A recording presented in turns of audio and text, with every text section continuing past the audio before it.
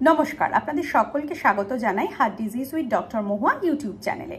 আমি doctor Mahua Roy, consultant paediatric cardiologist from আর.এন. Tagore hospital, Kolkata, Mukundapur. আজকে আমি আলোচনা করব মারমার কাকে বলে বা ইনসিডেন্টাল ডিটেকশন অফ মারমার বলতে ঠিক কি বোঝা যায়। মারমার মানে হচ্ছে একটি এক্সট্রা ধ্বনি বা এক্সট্রা সাউন্ড যেটা হার্টের চেস্টের উপরে স্টেথো বসালে শোনা যায়, তাকে মারমার বলে। মারমার মানে হচ্ছে একটু শো শো আওয়াজ।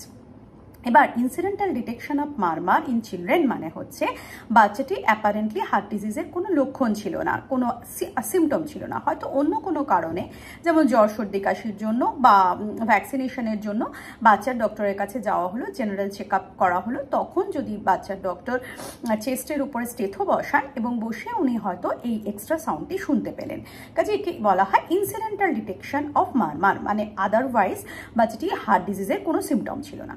এবার এটা যদি হয় তখন সাধারণত আজকালকার দিনে চাইল্ড স্পেশালিস্ট একটা ইকোর সাজেস্ট করেন বাই পেডিয়াট্রিক কার্ডিওলজিস্ট, লিখে দেন যে বাচ্চার কার্ডিওলজিস্টকে দিয়ে একটি ইকো করানো উচিত। এবার এটা শুনলে অনেক সময় বাচ্চার অভিভাবকরা ভীষণ ঘাবড়ে যান বা বলেন যে বাচ্চা তো কোনো হার্টের কোনো লক্ষণ নেই, আপনি কেন ইকো করতে বলছেন। এর মানে হচ্ছে তাহলে বুঝতে হবে আমাদের মারমার কেন হয়। মারমার হয় হচ্ছে হার্টের মোটামুটি দুটো মেন কারণের জন্য হয়। এক নম্বর হচ্ছে হার্টের যদি কোনো ফুটো থাকে, নিচের চেম্বারের মাঝখানে ফুটো, উপরের চেম্বারের মাঝখানে ফুটো, বা পেটেন্ট ডাক্টাস আর্টেরিওসিস মানে যদি একটা এক্সট্রা কানেকশন মহাশিরা মহাধমনির মধ্যে থাকে, তার জন্য একটা এক্সট্রা সাউন্ড বা মারমার হতে পারে। তাছাড়াও হার্টের ভলভে যদি প্রবলেম থাকে, হার্টের ভলভ যদি কুঁচকে গিয়ে থাকে মানে বন্ধর মতো থাকে, যেমন পালমোনারি স্টেনোসিস, অ্যাওর্টিক স্টেনোসিস, এগুলোতেও কিন্তু যখন ওই কুচকানো ভলভের মধ্যে দিক দিয়ে রক্ত যায় তখন কিন্তু একটি শো শো আওয়াজ সৃষ্টি করে। তাছাড়াও হার্টের ভলভ যদি লিক থাকে, যদি হার্টের ভলভ থেকে লিক সৃষ্টি হয় তাহলেও কিন্তু একটি এক্সট্রা সাউন্ড শোনা যেতে পারে। কাজেই কোনো ফুটো রিলেটেড অসুবিধার জন্য বা ভালভ রিলেটেড প্রবলেমের জন্য ভালভের অবস্ট্রাকশন বা ভালভের রিগাজিটেশন থেকেও কিন্তু মারমার সৃষ্টি হতে পারে। অথচ আরেকটা কিন্তু কারণ আছে যার জন্য মারমার হতে পারে, যেমন হচ্ছে যাকে বলা হয় ইনোসেন্ট মারমার, মানে তার কোনো তেমন কোনো প্রভাব নেই। কেন হয় বাচ্চাদের মধ্যে ইনোসেন্ট মারমার সেটা বুঝতে হবে। বাচ্চাদের হার্টের গতি কিন্তু একটু বেশি থাকে, বড়দের থেকে বাচ্চাদের হার্ট রেট বেশি থাকে এবং রক্ত একটু জোরে চলাচল করে।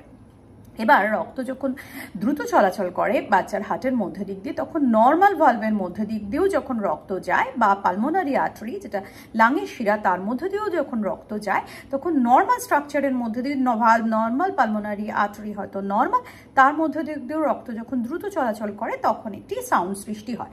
একে বলা হয় ইনোসেন্ট মারমার। এই মারমার বা এই ধরনের ইনোসেন্ট মারমার যেগুলো হার্টের স্ট্রাকচারাল কোনো প্রবলেম নেই, সেটা আবার একটু বেশি হয় যদি বাচ্চার একটু অ্যানিমিক থাকে, মানে রক্ত যদি একটু পাতলা থাকে, অ্যানিমিয়া থাকে, হিমোগ্লোবিন কম থাকে, তাদের রক্ত যখন দ্রুত চলাচল করে তখন হার্টের নর্মাল ভলভের মধ্যে দিক দিয়েও যাওয়ার সময় কিন্তু একটি এক্সট্রা সাউন্ড বা শো শো আওয়াজ হতে পারে। এবার টু ডিফারেন্সিয়েট, এটা কোনো হার্টের মধ্যে ফুটো আছে কিনা, হার্টের ভলভে কোনো প্রবলেম আছে নাকি এটা একটা ইনোসেন্ট মারমার যেটা আস্তে আস্তে বাচ্চা বড় হতে হতে ঠিক হয়ে যাবে, এটা ডিফারেন্সিয়েট করা কিন্তু শুধুমাত্র ইকো করেই সম্ভব। কেন আমি এই কথাটি বললাম, কারণ হচ্ছে আমি যখন পেডিয়াট্রিশিয়ান হিসেবে প্র্যাকটিস করতাম, মানে আমি যখন 2012 পর্যন্ত আমি পেডিয়াট্রিশিয়ান মানে চাইল্ড স্পেশালিস্ট হিসেবেই যখন প্র্যাকটিস করতাম, আমি পড়াতাম, আমি অ্যাসিস্ট্যান্ট প্রফেসর ছিলাম, তখন কিন্তু আমার অ্যাজ এ টিচার আমার মানে হচ্ছে যেটা বুক টিচিং ছিল, যে কোনো বাচ্চার যদি হাতে মারমার শোনা যায়, ইনসিডেন্টাল ডিটেকশন অফ মারমার হয়, তখন আমাদের তাকে ক্লিনিক্যালি দেখতে লাগবে যে বাচ্চাটার কোনো সিমটম আছে কিনা, যেমন কোনো সায়ানোসিস বা কোন বাচ্চাটি নীল হয়ে যাওয়ার কোনো প্রবণতা আছে কিনা, স্যাচুরেশন দেখতে লাগবে, ক্লিনিক্যালি দেখতে লাগবে। তার সঙ্গে হার্ট ফেলিউরের কোনো লক্ষণ আছে কিনা, গ্রোথ ঠিক মতো হচ্ছে কিনা, খেতে গেলে কোনো অসুবিধা হচ্ছে কিনা, feeding difficulties, এফটিটি failure two thrive আছে কিনা, তাছাড়াও হার্ট ফেলিওরের আদার সিমটম যেমন শ্বাসকষ্ট হচ্ছে কিনা, এই ধরনেরগুলো দেখতে লাগবে। যদি এগুলো কিছু না থাকে এবং মারমারের কিছু ক্রাইটেরিয়া বা কিছু কোন ধরনের মারমারে ইনোসেন্ট মারমার হওয়ার চান্সেস বেশি, যেমন সিস্টলিক মারমার হতে হবে, ইজেকশন সিস্টলিক মেনলি হবে, কোথায় থাকতে লাগবে মারমার, অ্যাপেক্সে, বেসে কি লেফট লোয়ার প্যারাস্টার্নাল রিজিয়নে কোথায় হলে তাকে ইনোসেন্ট মারমারের চান্স বেশি, এই ধরনের সমস্ত পর্যালোচনার পরে তখন ডিসিশন নেওয়া হতো যে এই বাচ্চাটির ইকোর প্রয়োজন আছে কিনা।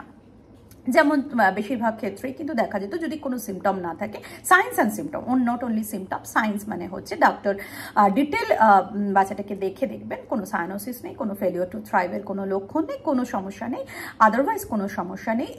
তাছাড়া হার্ট সাউন্ড ঠিক আছে, S2 বিশেষ করে সেকেন্ড হার্ট সাউন্ড ঠিক আছে, এই সমস্ত পর্যালোচনা করে উনি মনে করবেন যেটা একটি ইনোসেন্ট মারমার, এর জন্য এক্ষুনি ইকোর কোনো প্রয়োজন নেই। সাধারণত এদেরকে ফলো আপে রাখার কথা বলা হতো, বাবা মাকে ইনফর্ম করা হবে যে একটা মারমার আছে, কিন্তু আমি মনে করছি এটা আস্তে আস্তে ঠিক হয়ে যাবে বা বাচ্চা বড় হতে হতে এটার কোনো প্রভাব থাকবে না। এবার এখন 2024-এ দাঁড়িয়ে কিন্তু হয়তোবা অভিভাবকরাও এটা নিয়ে দুশ্চিন্তা করতে শুরু করে না। তাছাড়া এখন আগে যেমন পিডিয়াট্রিক কার্ডিওলজিস্ট, এই সাব স্পেশালিটি বা সুপার স্পেশালিটি ডক্টর অনেকেই কম ছিল, এখন যেহেতু স্ট্রাকচার্ড কোর্স আছে, এখন কিন্তু অনেকেই আছেন যারা পিডিয়াট্রিক কার্ডিওলজি নিয়ে পড়াশোনা করছেন এবং পিডিয়াট্রিক কার্ডিওলজিস্ট হিসেবে প্র্যাকটিস করছেন। তাহলে availability of the proper doctor বেড়েছে। তাছাড়াও মেশিন, অনেক ডায়াগনস্টিক সেন্টার আছে যারা কিন্তু ভালো মেশিন প্রোভাইড করে। তাহলে ডক্টর, মেশিন এগুলো যেহেতু অনেকটা বেড়ে গেছে, সেহেতু কিন্তু এখন অনেক অভিভাবকই কিন্তু পক্ষে এটা যে আস্তে আস্তে ফলো আপ করা, সেটার বদলে তারা কিন্তু তাড়াতাড়ি কোনো সমস্যা আছে কিনা বুঝতে চান। তাছাড়াও আরও কিছু, এটা শুধুমাত্র অভিভাবকদের জন্য না, তাছাড়াও আরও কিছু কারণে কিন্তু আজকাল আর্লি ইকো বা হচ্ছে যদি কিছু সন্দেহ হয় ইকো করে নেওয়াটাকেই জাস্টিফাই করা হয়। কারণ যেমন ইকো কিন্তু এতে কোনো ক্ষতি হয় না, এতে কোনো রেডিয়েশন হয় না, কিছুই হয় না, কাজে ক্ষতি তো হয় না কিছুই। এবার কথাটা হচ্ছে যেমন ভেরি সার্টেল সাইনোসিস, যেমন কমপ্লেক্স কনজেনিটাল হার্ট ডিজিজ, এমন কিছু হার্টের কমপ্লেক্স রোগ আছে যাতে হয়তো মারমারও খুব কম হয়, মানে এক্সট্রা সাউন্ডটাও খুব কম শোনা যায়। তাছাড়াও সাইনোসিস বা যে সাইনোসিস মানে হচ্ছে যে রক্তে অক্সিজেনের পরিমাণটা যে কম, সেটা খালি চোখে বোঝা কিন্তু প্রায় সম্ভবই হয় না। 85%-এর কমে স্যাচুরেশন না নামলে তাহলে কিন্তু ক্লিনিক্যালি ডায়াগনোসিস করা প্রায় ইম্পসিবল হয়ে দাঁড়ায়। সেক্ষেত্রে একমাত্র স্যাচুরেশন প্রোব না দিলে, বাচ্চা কান্নাকাটি করলে স্যাচুরেশন প্রোবও কিন্তু ভালোভাবে কাজ হবে না, আর বড়দের স্যাচুরেশন প্রোব তো বাচ্চার উপরে কাজই হবে না। সেক্ষেত্রে কিন্তু দের ইজ এ চান্স কি আমরা কিন্তু সাইনোসিস যদি মিস করি, মানে যদি 92%-এর আশপাশে সাইনোসিস বা অক্সিজেনের মাত্রা থাকে, তাহলে কিন্তু হতে পারে আমরা হয়তো বুঝতেই পারলাম না বাচ্চাটা সায়ানোটিক, কিন্তু সেটা কিন্তু কমপ্লেক্স হার্ট ডিজিজ। হয়তো কোনো জটিল সমস্যার হার্ট ডিজিজেও কিন্তু মারমার কম থাকতে পারে, সাইনোসিস কম থাকতে পারে। সেক্ষেত্রে আজকালকার দিনে কিন্তু প্রেফার্ড হচ্ছে যদি কোনো ইনোসেন্ট মারমার নাকি সত্যি কোনো হার্টের সমস্যা আছে, সেটা কিন্তু আর্লি ইকো করেই বুঝে নেওয়া উচিত। আপনার বাচ্চাকে যদি রেকমেন্ড করেন কোনো চাইল্ড স্পেশালিস্ট ইনোসেন্ট মারমার কি there is a problem, এই দুটো ডিফারেন্সিয়েট করার জন্য আর্লি ইকোকার্ডিওগ্রাফি, তাহলে ভয়ের কিছু নেই। আপনি কিন্তু পেডিয়াট্রিক কার্ডিওলজিস্টের কাছে গিয়ে ইকোটা করিয়ে নিন, যদি নর্মাল থাকে ইটস ফাইন, আর যদি দেখা যায় কোনো সমস্যা বেরোয় তাহলে তার সঙ্গে কনসাল্ট করুন। নমস্কার, আজ এই পর্যন্তই। যদি আপনাদের মারমার সম্বন্ধে কিছু জানবার থাকে আমাকে অবশ্যই লিখে পাঠান।